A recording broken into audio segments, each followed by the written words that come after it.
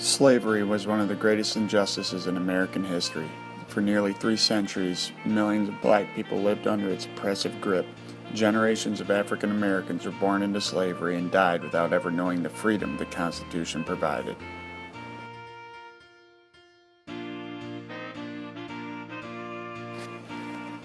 Since the American Civil War, slavery has become synonymous with this image.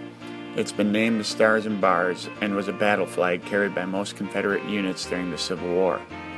Though it was not the national flag, it has become the enduring symbol of a failed experiment, a failure in that slavery could continue in a nation designed on the freedom of its citizens, and a failure in government which gave more power to the individual states than its own collective leadership.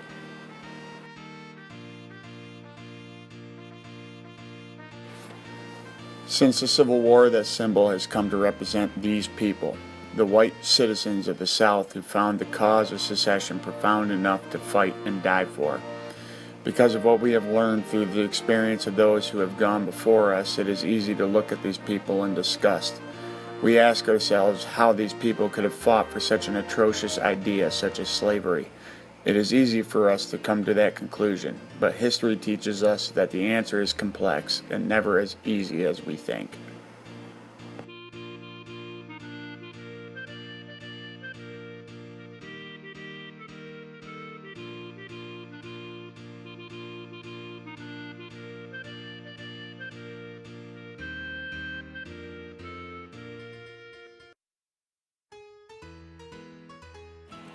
Many Americans associate the people of the Confederacy with slavery. However, though the states allowed for the ownership of slaves, only 6% of the population actually did, and of that 6%, 3% owned the majority. The other 94% earned their living as farmers or laborers or other professions.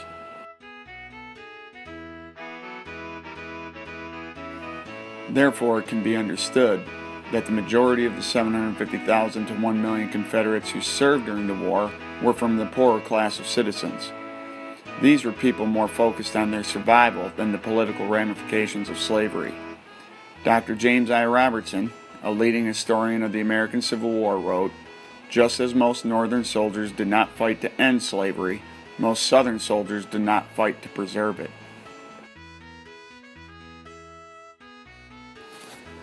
This did not mean that racism didn't exist.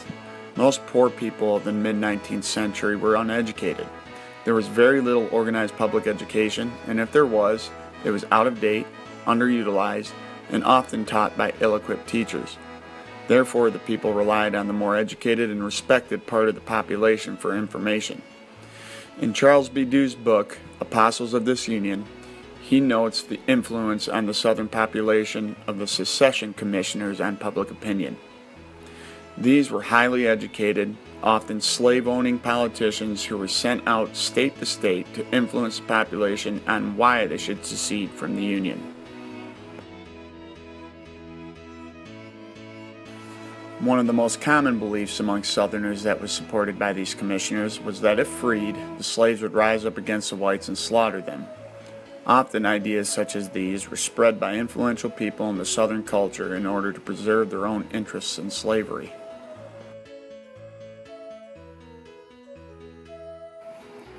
In fact, one of the most influential Southerners, former President of the United States Thomas Jefferson, who was actually anti-slavery, added to the racist influence on the population in his book, Notes on the State of Virginia, written in 1781.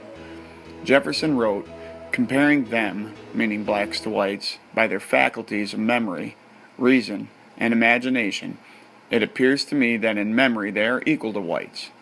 In reason, inferior, as I think one black could scarcely be found capable of tracing and comprehending the investigations of Euclid."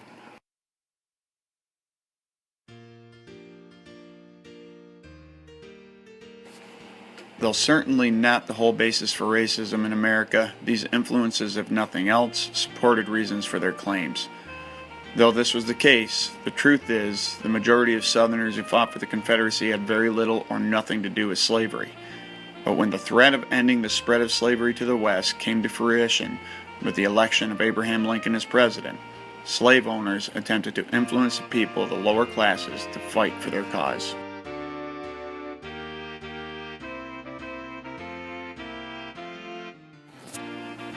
So, if not for the preservation of slavery, why did non-slave owning Southerners, nearly a million of them, decide to fight for the Confederacy?